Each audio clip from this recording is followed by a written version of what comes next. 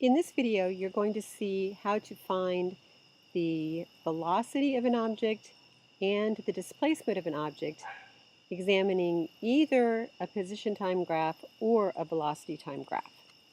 So first, let's do a little review on position time graphs. This is an example of four objects A, B, C, and D that are plotted on this position time graph. All of these lines have positive slopes, so they represent positive velocities too. You know from math that when a line rises from left to right, that it has a positive slope. So these lines indeed have positive slopes and positive velocities. The fastest object represented here is represented by line A because it is the steepest line. It covers the most distance in the shortest time. The slowest line is represented here by line C because it covers the least amount of distance in the longest time. Next, these graphs, this set of lines in green shows lines that all have negative slopes, so they represent negative velocities, objects moving in the opposite direction, negative direction. Line A represents the fastest object, and line D represents the slowest object. So let's look back at this set of graphs. These red lines indicate that the object is moving in the positive direction. The lines here in green represent the objects moving in a negative direction. So we know from these two graphs that the objects represented here in red are moving in the opposite direction of the objects represented here in green.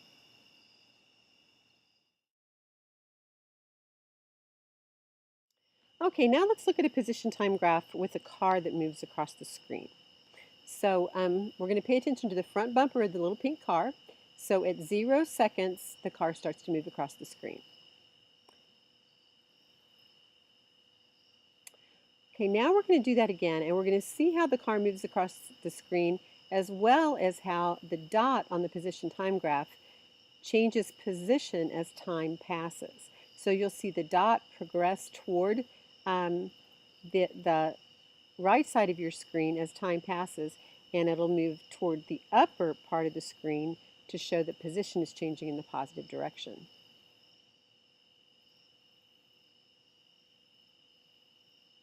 So at the beginning of this, the car was at position 0 meters at 0 seconds, and now at the end, it's at position 60 meters after 15 seconds. So we're going to put that on the graph in a more formal way. So we see that here as these coordinate points.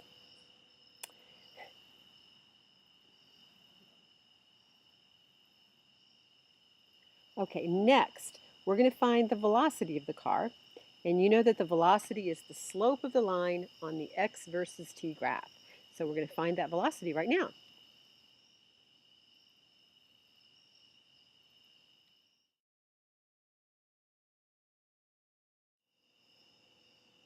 So now, ladies and gentlemen, let's find the slope of the line on the position time graph so that we can find the velocity of the car we saw moving. You'll notice that on this slide, all of the position information is in red, and all of the time information is in green. So the points are shown here as initial points and final points, and that corresponds with the initial position and time on the graph and the final position and time on the graph. This is the formula that you saw one of the first days in our unit, so that should look somewhat familiar to you. And it is a form of the slope equation from math. We're going to find the rise over the run. The rise variable is x, so displacement goes in the top, and the run variable is time, so the elapsed time goes in the denominator. So now we're just going to plug our values in, and we find out that we have 60 meters minus 0 meters divided by 15 seconds minus 0 seconds. So then we determine that we have 60 meters over 15 seconds. So the velocity of the car that we watched was 4 meters per second. So that's important information. We found out from that position time graph by finding the slope of the line that the velocity of the car that we were watching was positive 4 meters per second, since it moved in the positive direction.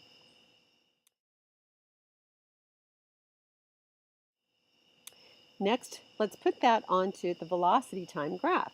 So by finding the slope on the VT graph, we found the velocity was positive 4 meters per second. We're going to graph that here at positive 4 meters per second across the top. And then we're going to acknowledge that the area under the curve on the velocity time graph, in this case it's a line, it's not exactly a curve, this area beneath this V equals positive 4 meters per second line, that gives us displacement on a velocity time graph. So we're going to work on calculating that next. So the shape that we're going to be dealing with is this rectangle. The base of the rectangle is 15 seconds. The height of the rectangle is 4 meters per second. So when we put that into this equation, and we're just doing the area of a shape, base times height, then we have 15 seconds times 4 meters per second, and we find out that the displacement of this object is a positive 60 meters in 15 seconds, which is exactly what we found out off of the other graph. So by finding the area under the curve on a V versus T graph, we found displacement.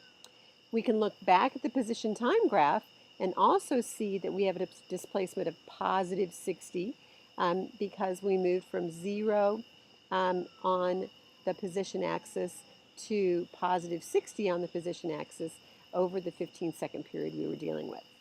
So we can find displacement on the position time graph. We can find displacement on the velocity time graph. We can find velocity on the position time graph by finding the slope of the line. And we can find velocity on the velocity time graph by reading this constant velocity of 4 meters per second. Okay, tons of information. You're doing awesome with this in class. We're going to keep working on it. The kinds of things that I will ask you on the quiz will be to take one graph or the other graph. I won't be giving you pairs of them, but you'll have a position time graph or a velocity time graph. And from either of those, you'll have to be able to extract displacement and velocity. It's very much like the practice flashcards that you're doing in class. So good luck, work hard, and you'll do just fine on our quiz.